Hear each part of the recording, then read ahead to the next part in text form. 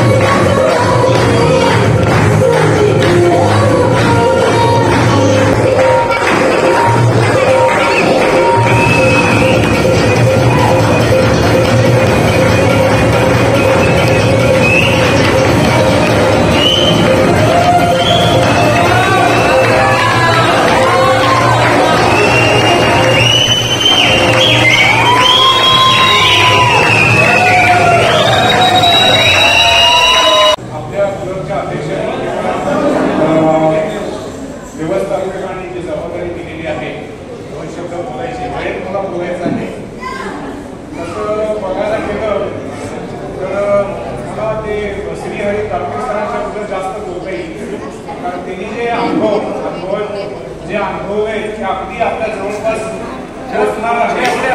आणि विशेष म्हणजे त्यांचं सातत्याने आपल्याला मार्गदर्शन मिळावं ही माझी इच्छा आहे. किंवा 100व्या ट्रेनच्या निमित्तानं मला पुढे अंधार आहे बोलता येईल, परंतु वेळेची मर्यादा असल्यामुळे मी थोडक्यात आवडायचा प्रयत्न करतोय. 100वा ट्रेक करणं किंवा 100 ट्रेक 3 वर्षात होणं ही सोपी गोष्ट नाही. असं जर ॲव्हरेज बघितलं तुम्ही तर किती होते वर्षाला 30 ते 35 होते. सगळ्यात प्रत्येकाने वेळ काढून ते अरेंज करणं आणि प्रत्येकाने सहभागी होणं आणि प्रत्येकाची सुरक्षितता पाळणं हे खरोखर एक लिडरचं आणि अध्यक्षांचं जबाबदारीचं काम आहे.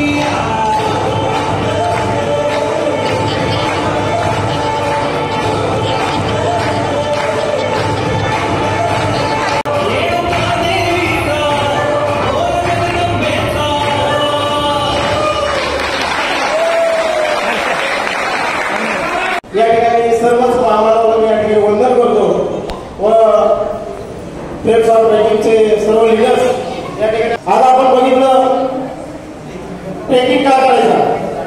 आम्हाला जेव्हा शंकर लोकांनी सांगितलं की तुम्ही ट्रेकिंगला या, पण आम्ही वेगळ्या समाजामध्ये होतो. ते म्हणजे झाडं लावणे, रक्तदान केले. पण ट्रेकिंग करून जर आपलं शरीर आणि आपली तब्येत जर होत असेल तर आपण समाजसेवा करू शकतो आणि इतर कुठलंही काम करू शकतो. असं आपल्या शंकरनी सांगितलं की तुम्ही ट्रेकिंगला या, आणि आम्ही पहिला ट्रेक आमचा घोरडेश्वरचा. त्या ट्रेकला आम्हाला बोलवलं आणि सरांनी आम्ही घोरडेश्वरला मेन रोडने गेलो होतो. कमाडीच्या तिथं पायऱ्या तिथून आहे तिथं, पण हा ट्रेक होता पाठीमागच्या बाजूने ते ओंकारेश्वर मंदिराच्या तिथून, कार्तिक स्वामी मंदिराच्या तिथून गेलो. आणि कोणीतरी सांगितलं की आपल्याला समोरच्या डोंगरावरती जायचंय. मी म्हणलं शंकर भाऊ कोणी सांगितलं नाही, आता जोडून घ्यायचा, थँक्यू धन्यवाद. म्हणून त्या पळ काढायच्या मार्गात होतो, कारण हा माझा डावा ऍक्सिडेंट मध्ये फ्रॅक्चर आहे. आणि समोर आलेलं सर काहीतरी शूट देत होते, गर्दी दिसत नव्हतं. ते शूट देऊन काउंटिंग करायचं काम चालू होतं. पण त्यामध्ये आपला एक रितेश म्हणून दिसला आणि आजी आत्ता पण आलेले होते, त्यांचं नाव मला माहीत नाही. पण म्हणलं हे जर लोक करू शकतात तर आपण काय करू शकत नाही. पण एक जिथे आणि शंकरराव म्हणजे त्याला काय नाही होत, तुम्हाला काय करायचं मी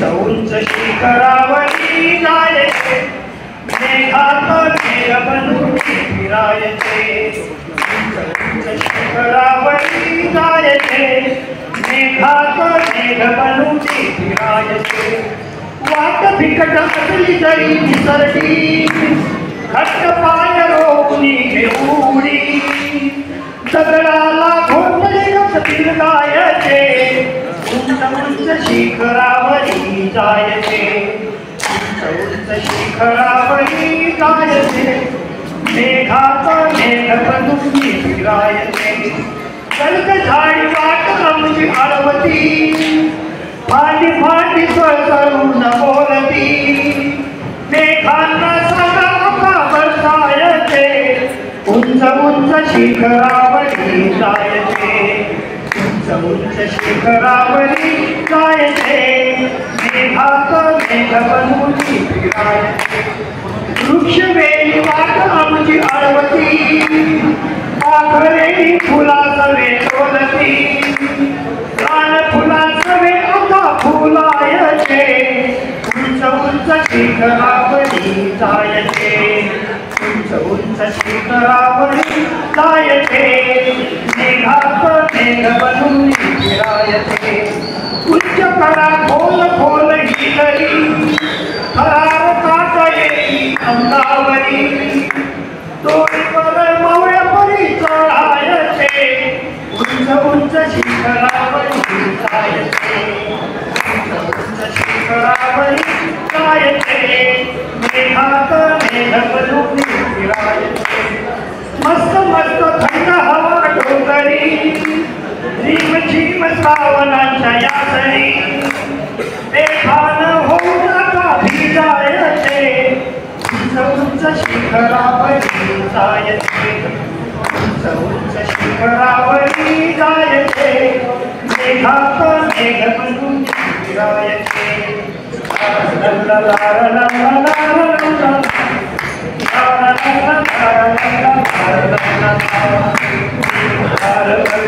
हमें क्यों बताइए आपको हमारी कसम लौट आई।